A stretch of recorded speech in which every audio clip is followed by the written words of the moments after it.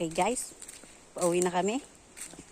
Tapos na kaming mang-raid ng hacienda ng aming Nanay Lucy.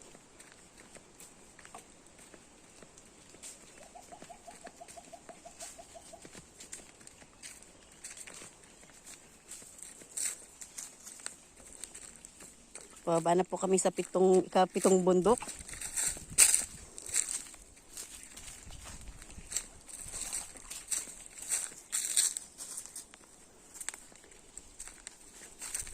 Grabe ang sikat ng araw. Oh. Oops. Sobrang init.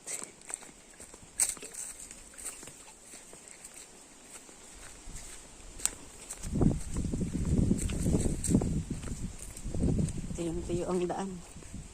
Ang lupa ito yung tuyo. Kalamansing walang bunga.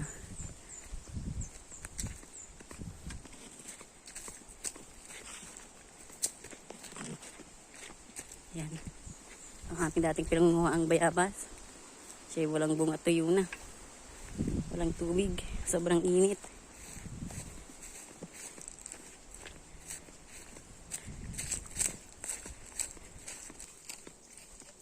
Ayan guys, malapit na tayo sa ilog. Ay na, hindi pala ilog, sapa. Maliit na sapa. Kung tawagin nila ay ilog-leving. Hindi ko alam kung bakit tinawag na ilog-leving to. Pero ito ay sapa. Dahil napakaraming bato. Dati kami nung mga bata pa ay nakakakuha ng madaming susurin eh. Pero ngayon ay wala na po. Kaya wala na. Taps. Oh. Meron pong maliit na gate bako. Gate bato oh. Oops.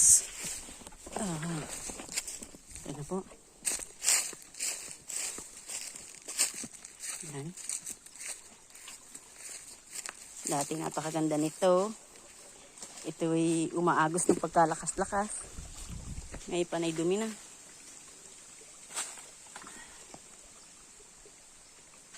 Ang ganda niya sa baba.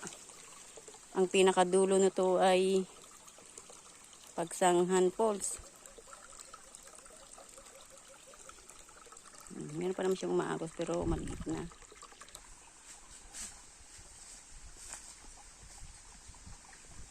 Yan ang aling maliit. Up.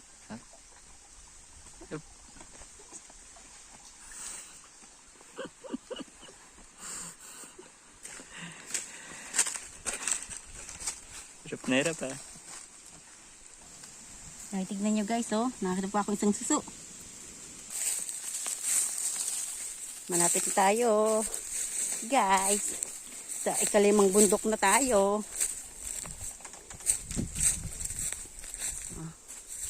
Meron ditong farm ng banana. Siyempre, hindi natin pag-aari yan.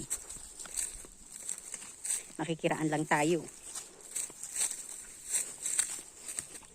Oops. May maliit na tubig.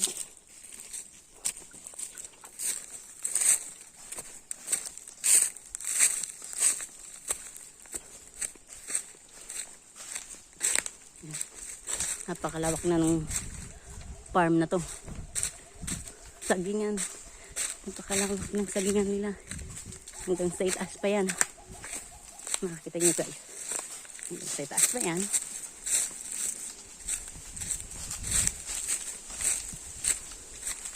Oh, may puno din na langka. At may bunga siya. Pero hindi ganun kadami.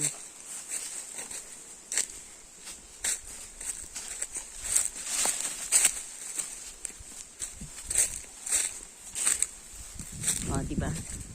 Yan. Ang malawak na farm. Farm ng saging.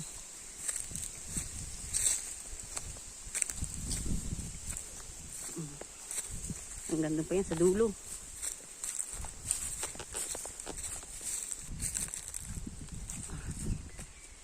Dadaan tayo sa farm ng banana. Hanggang dito. Yan. Ito. Hanggang sa dulo. Hanggang dun pa. Ang farm ng banana here.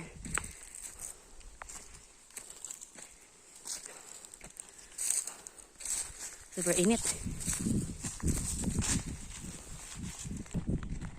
Okay guys. Isang bundok na lang. Malapit tayo sa bahay namin. Uwi na tayo.